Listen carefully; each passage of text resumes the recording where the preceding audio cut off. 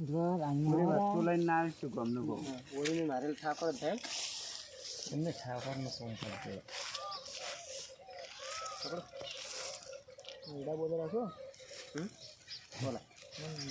એ મારું બોલશે કોણ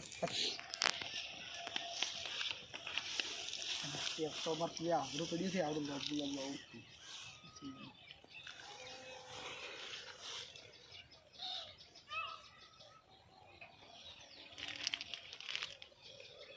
કોપી આવી છે